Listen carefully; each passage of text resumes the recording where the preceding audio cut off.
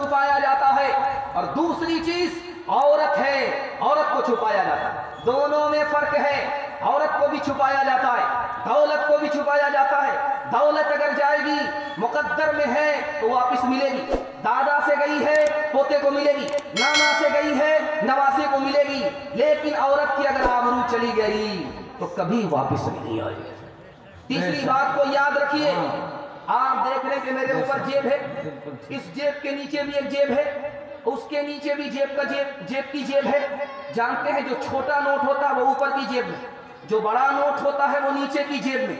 क्यों? बड़ा नोट की बड़ी हिफाजत होती है, छोटे नोट की छोटी हिफाजत होती है। छोटा नोट ऊपर है, बड़ा नोट नीचे है। इस नोट से भी ज्यादा औरत की कीमत है, उसको पर्दे में रखना होगा। चौथा नमूना आपकी खिदमत में लेकर के आ रहा हूं। जो औरत पर्दे में नहीं है, पर्दे से बाहर हो गई, उस औरत का नुकसान दिखाने के लिए जा रहा हूं। 70% तलाक उन औरतों को पड़ती है। बेशक, एकदम ठीक। 70% औरत को तलाक पड़ रही है जो पर्दे से बाहर है। उसके शौहर को शक हो गई, पता नहीं कहां से आ रही है, कहां मुंह मार करके जा रही है। अल्लाह की बंदी पता नहीं गलत है कि सही है, अल्लाह बेहतर जानता। शक की बुनियाद पर रिश्ता खराब हो गया, और जब रिश्ता खराब हो जाता है तो औरत को जब कोई सहारा नहीं मिलता तो औरत खुदकुशी करती है। 70% औरत बेपर्दा औरत खुदकुशी करती है। आपको सुनकर के हैरत होगी, यूरोप में स्कूल में जब बच्चा दाखिले में अपना नाम लिखाता है तो माँ का नाम लिखाता है, बाप का नाम नहीं लिखाता। अब उस बच्चे से पूछा जाता है, रे बच्चा तुम माँ का नाम लिखा रहा, बाप का नाम?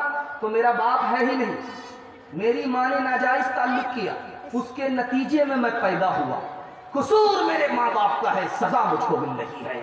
बेपर्दगी का नुकसान दिखाने के लिए जा रहा। आज आप देखेंगे औरत घर में खाना पका रही है, अपने भाई अपने बहन को अपने शौहर को खिलाती है, इसको कहा जाता है गुलामी। यही औरत जब जहाज पर जाती है, चाय पेश करती है आवारा लोगों को, और वो आवारा लोग उसको हवस का निशाना बनाते हैं, तो उसको कहा जाता है आजादी। ये उल्टी गंगा बह रही है। पांचवा नमूना आपकी खिदमत में लेकर के आ रहा हूं, ध्यान से इसको सुनिएगा। मुमताज अली साहब ने सर सैयद अहमद खान साहब रहमतुल्लाह अलैह के पास एक मुसव्वदा पेश किया कि जो औरत पर्दे में रहती है बीमार होती है, जो औरत पर्दे में रहती है वो बहादुर नहीं होती, जो औरत पर्दे में होती है उसको तरक्की नहीं होती। उस मुसव्वदे को लेकर के सर सैयद अहमद खान ने फाड़ दिया कि जो औरत पर्दे में होती है वो रानी होती है, उसके लिए बाप अलग कमाता है, बेटा अलग कमाता है, भाई अलग कमाता है, शौहर अलग कमाता है। तुम्हारी हुकूमत चली गई, औरत को पर्दे से बाहर मत जाने दो, वरना औरत भी चली जाए। ठीक, 2 मिसाल 3 मिसाल आपके सामने आ रही है, पैगाम को खत्म कर रहा हूं। ये बनात चल रहा है, यहाँ पर फातिमा बनाया जाता है, आयशा बनाया जाता है। इसलिए पहली फुर्सत में इस बनात को मजबूत करेंगे, इनके उलमा की ताज़ीम करेंगे, इनको ताउन करेंगे, अपनी बच्चियों को भेज करके इनमें तालीम दिलाएंगे। हाथ उठा दीजिए इंशाअल्लाह। बिल्कुल सही जा रहा, घबराने की कोई बात नहीं। आखिरी नमूना आपकी खिदमत में लेकर के आ रहा हूं, इसको बहुत ध्यान सुनिएगा। शादी के 5 महीने के बाद बच्चा हुआ तो शौहर ने कहा ये वक्त से पहले ही बच्चा हो गया। तो लड़की कहती है वक्त के बाद मेरी शादी हुई है, तो वक्त से पहले बच्चा नहीं होगा तो कब होगा? दूसरी मिसाल आपके सामने आ रही है।